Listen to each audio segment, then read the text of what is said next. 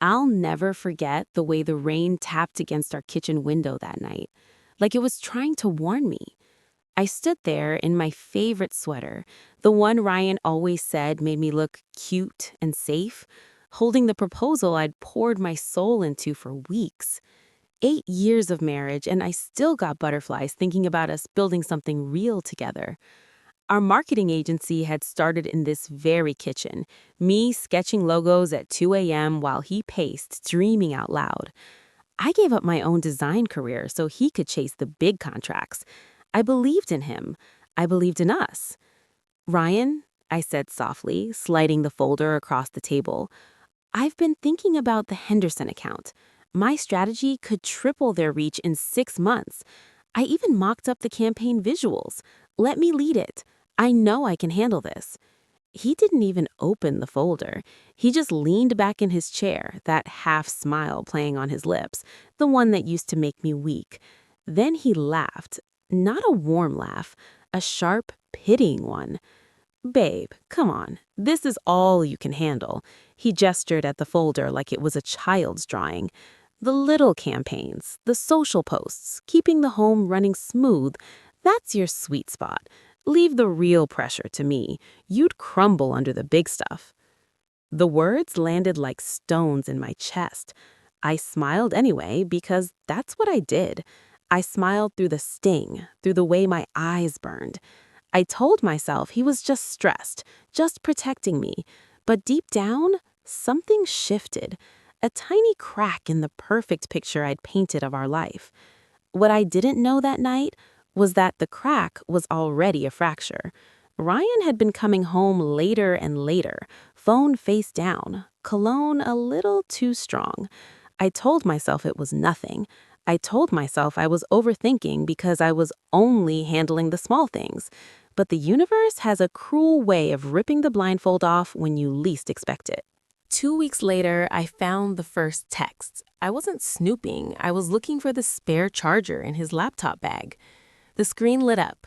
Can't stop thinking about last night. You make me feel like I can conquer the world. It was from Lena, the sharp new account manager he'd hired 3 months earlier, the one he'd praised in every meeting. She can handle the pressure. She gets it. I sat on the cold tile floor of our bedroom and read every message.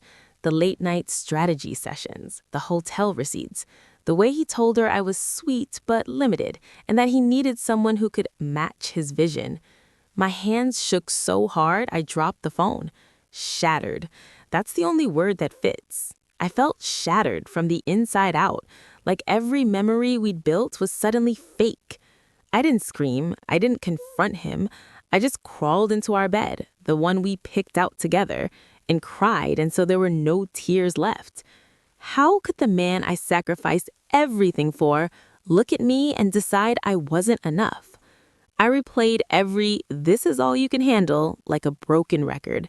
The times I stayed up editing his pitches while he slept. The birthdays I spent alone because he was closing deals.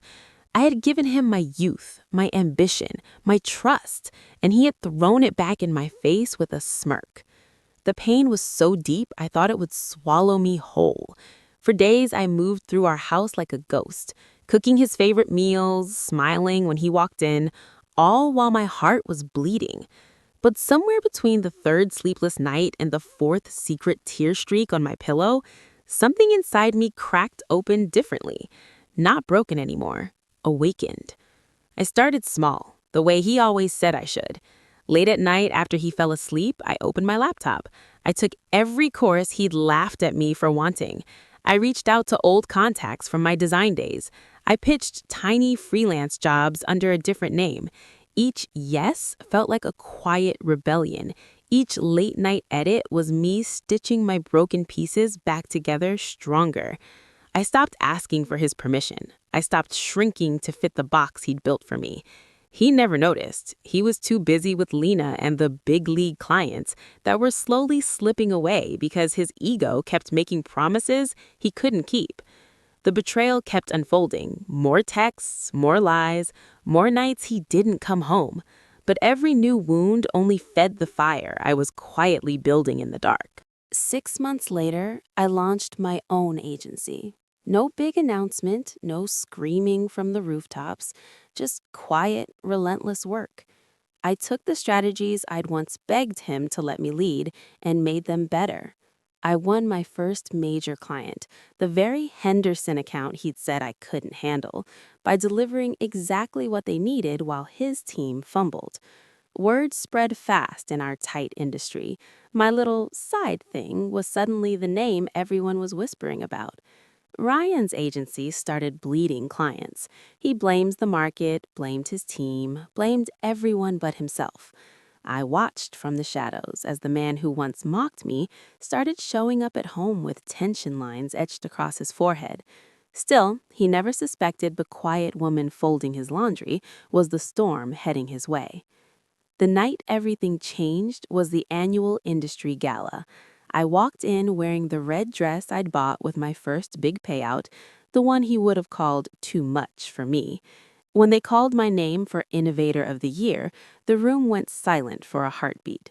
Then applause erupted. I stepped onto the stage, looked straight into the crowd, and saw him, Ryan, standing at the back with Lena on his arm, his face drained of color. Our eyes locked. For the first time, I saw fear in his. After the ceremony, he cornered me near the coat check, voice cracking. How, how did you do this? This was supposed to be my thing. You said you couldn't handle. I smiled the way he used to smile at me. Calm, certain. I never said that, Ryan. You did. And every time you said this is all you can handle, I was learning how to handle everything you never thought I could.